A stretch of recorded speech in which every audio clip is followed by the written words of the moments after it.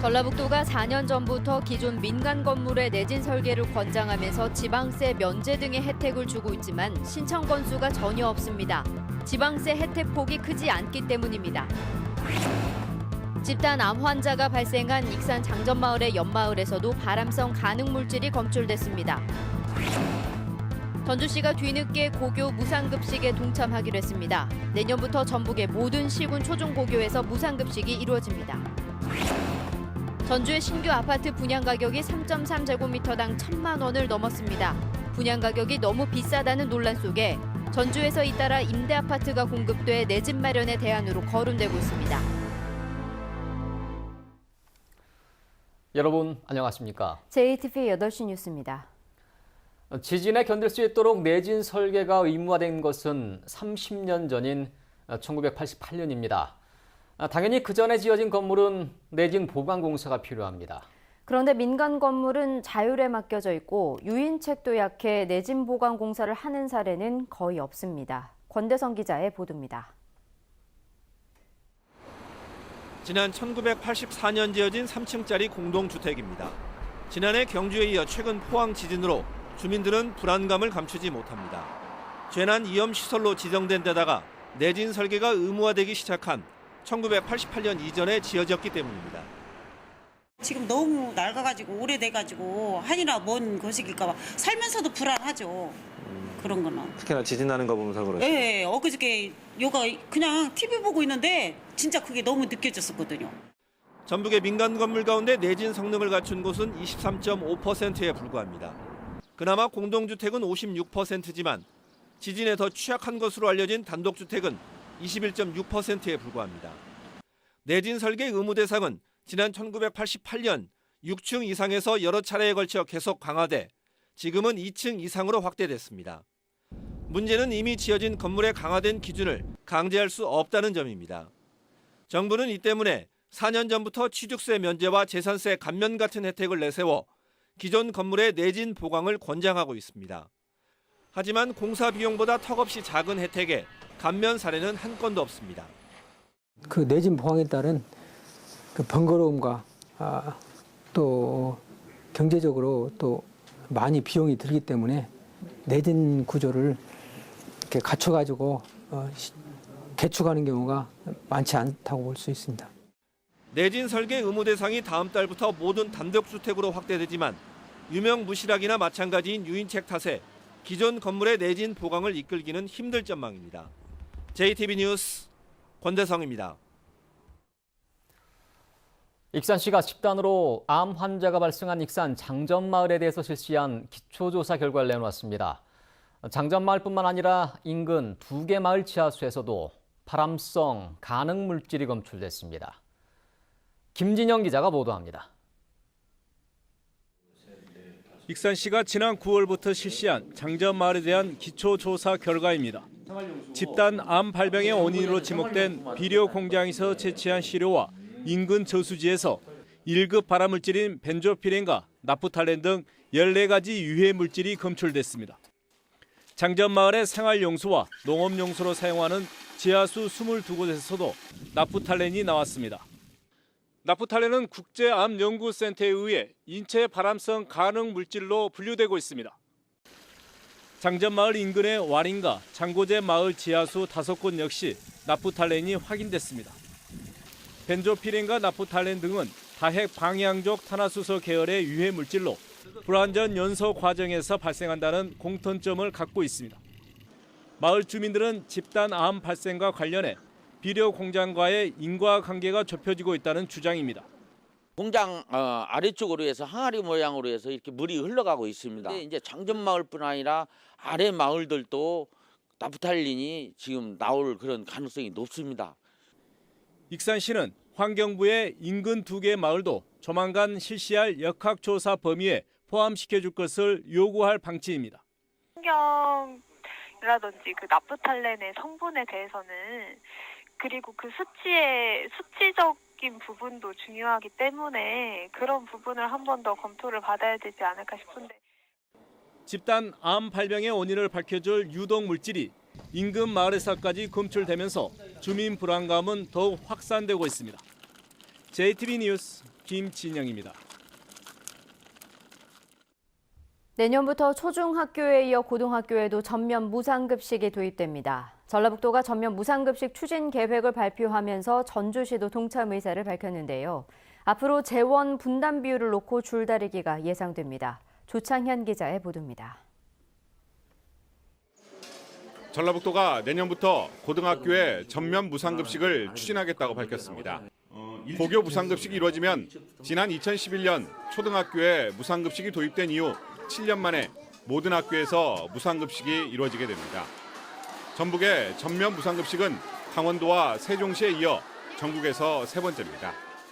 내년부터 고등학교에 대해서도 무상급식을 하기로 확정하였고, 다만 재원 부담 비율에 대해서는 앞으로 교육청, 시군과 협의해 나가서 구체적인 사항은 결정해 나가도록 하겠습니다. 현재 초중학교 무상급식 예산은 도교육청 50%, 도와 시군이 25%씩을 분담하고 있는데 이 비율이 적용될 것으로 예상됩니다. 5개 시지역 가운데 유일하게 고교 무상급식 예산을 편성하지 않았던 전주시도 뒤늦게 동참 의사를 밝혔습니다. 전라북도의 전면 무상급식 추진 발표로 예산 부담이 크다는 핑계거리가 사라졌고 악화되고 있는 여론을 되돌리기 위한 고육지책으로 풀이됩니다. 학부모들은 전면 무상급식 추진 소식에 환영의 뜻을 밝혔습니다. 조금 늦은 감은 있지만 지금이라도 이런 결단을 내려주셔서 너무 감사하고요. 앞으로도 그 보편적인 교육 복지가 확산되는 오늘의 일이 계기가 되기를 바랍니다. 내년부터 도내 776개 학교 21만 명 학생에게 무상급식이 이루어지면 한 해 100억 원이 넘는 학부모들의 부담이 줄어들 것으로 보입니다. JTB 뉴스 조창현입니다. 전주의 신규 아파트 분양가가 3.3제곱미터에 1,000만 원을 넘었습니다. 분양가가 하늘 높은 줄 모르고 오르면서 최근 전주에서 공급되는 임대 아파트가 내 집 마련의 대안으로 떠오르고 있습니다. 김철 기자가 보도합니다. 전주 효천지구에 들어설 한 아파트 예정부지입니다. 43평에 해당하는 117제곱미터 가운데 가장 비싼 로열층 분양가의 경우 발코니 확장비를 포함하면 4억 4천만 원입니다.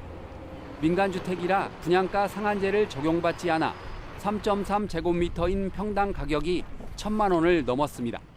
고분양가라는 논란 속에 전주에서 임대아파트 3곳이 잇따라 공급돼 실수요자들의 눈길을 끌고 있습니다.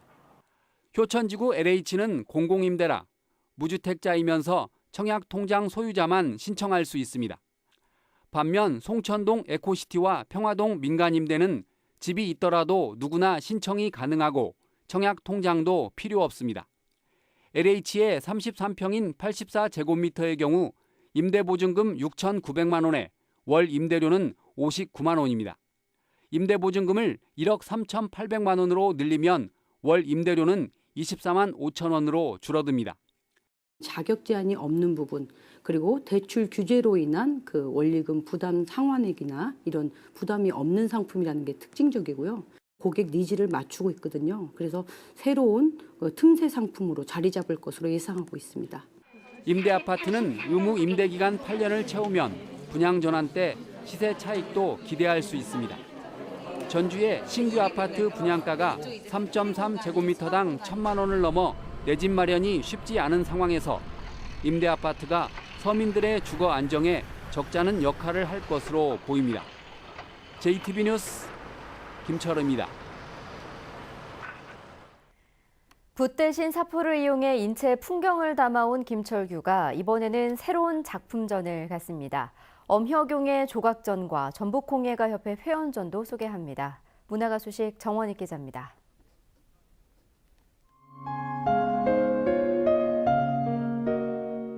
거울부터 주름, 조각과 회화, 빛이 만난 주름 체험, 다시 주름에서 거울. 수많은 시간의 흐름 속에 나타난 삶의 흔적인 주름은 대부분 감추고 싶어하는 존재입니다. 작가 김철규는 이 주름이야말로 삶의 의미를 다시 생각하고 새롭게 나아갈 수 있는 가치로서 삶에 대한 찬가라 말합니다. 이번 전시는 관람객이 자연스럽게 주름을 만나 그 존재를 분명히 깨닫게 되는 과정으로 구성됐습니다. 주름을 관람자들이 전시장에 가서 본인에게도 주름이 있다는 것을 빨리 느끼고 그 주름을 통해서 새로움으로의 출발이 됐으면 하는 게 제 바람입니다. 3m 높이의 통나무 안에 다양한 색깔의 책들이 쌓였습니다. 오랜 세월을 거쳐 만들어진 나이테와 나뭇결이 고스란히 살아있습니다. 작가는 고사목으로 만든 작품을 썩혀 자연으로 되돌려보내는 예술 작업을 시도합니다. 자연으로 다시 순환돼야 된다라는 그 환원을 시켜야 된다라는 이제 그런 개념이죠. 그래서 어떻게 보면 자연 친화적인 작품일 수도 있고. 금속과 섬유, 목칠 등 다양한 분야의 작품들이 한자리에 모였습니다. 1990년부터 활동을 시작한 전북공예가협회가 25번째 정기 회원전을 열었습니다. 회원 50여 명의 개성 있는 작품을 감상할 수 있는 이번 전시회는 일요일까지 이어집니다. JTB 뉴스 정원익입니다. 설립자 비리와 파행 운영으로 논란이 된 서남대가 공식적인 폐교 절차를 밟게 됩니다. 교육부는 대학으로서의 기능을 상실하고 학사 운영이 불가능한 상태라고 판단한 서남대에 오늘 학교 폐쇄 명령을 행정 예고했습니다. 대학 폐쇄 절차에서 행정 예고는 정부의 시정 요구를 실행하지 못한 곳에 학교 폐쇄 절차에 돌입하겠다고 통보하는 것으로 20일 후 실제 폐쇄 명령이 발효됩니다. 교육부는 행정 예고 후 청문 등의 과정을 거쳐 다음 달쯤 학교 폐쇄 명령과 내년도 학생 모집 정지 조치를 내릴 계획입니다. 전라북도 의회 교육위원회는 오늘 전북교육청에 대한 행정사무감사에서 수능 연계에 대한 후속 대책에 만전을 기해 줄 것을 주문했습니다. 교육위원들은 재학생은 물론 재수생들도 소외되지 않도록 각종 전달 사항을 신속하고 정확하게 전달해 수험생들이 흔들림 없이 시험을 치를 수 있도록 혼란을 최소화해야 한다고 말했습니다. 교육위원들은 또 시험지 보관 장소에 대한 경비를 강화하고 이번 기회에 학교 구조물 중 필로티 건물에 대한 안전진단이 필요하다는 의견도 제시했습니다. 안철수 국민의당 대표가 바른정당과의 통합 가능성을 시사하면서 당내 내홍이 심화되고 있습니다. 유성엽 의원은 안 대표가 한 대학 강연에서 또다시 통합 가능성을 언급하자 당내 끝장 토론을 앞두고 그런 얘기를 했다는 건 소통을 거부하는 마이웨이 선언이라고 비난했습니다. 조배수 의원도 안 대표가 통합 문제에 대해 안팎에서 다른 입장을 보이는 것은 온당치 않다며 더 이상 모호한 태도로 소속 의원과 유권자들을 기만해서는 안 된다고 말했습니다. 국민의당은 오는 21일 국회에서 당의 진로를 논의하기 위한 끝장 토론을 개최할 예정인 가운데 호남권 의원들의 탈당 가능성까지 제기되고 있습니다.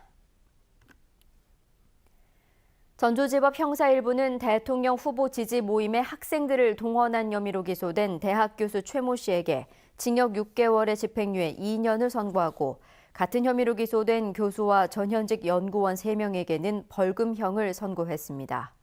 이들은 더불어민주당 대통령 후보 경선을 앞둔 지난 2월 전주에서 열린 문재인 후보 지지 모임에 학생 172명을 참석시키고 음식물과 영화표 등을 제공한 혐의 등으로 기소됐습니다.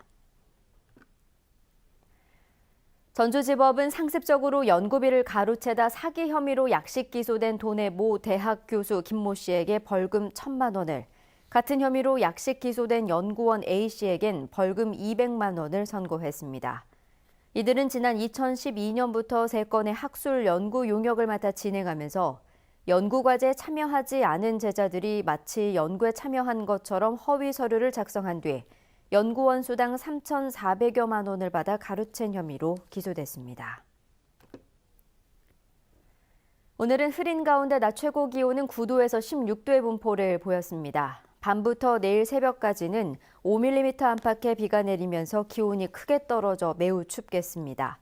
내일 아침 최저 기온은 영하 4도에서 영상 1도, 낮 최고 기온은 2도에서 5도로 오늘보다 10도가량 낮겠습니다. 내일 밤부터 휴일인 모레 아침까지는 서해안 지역을 중심으로 1에서 3cm 안팎의 눈이 내리겠습니다.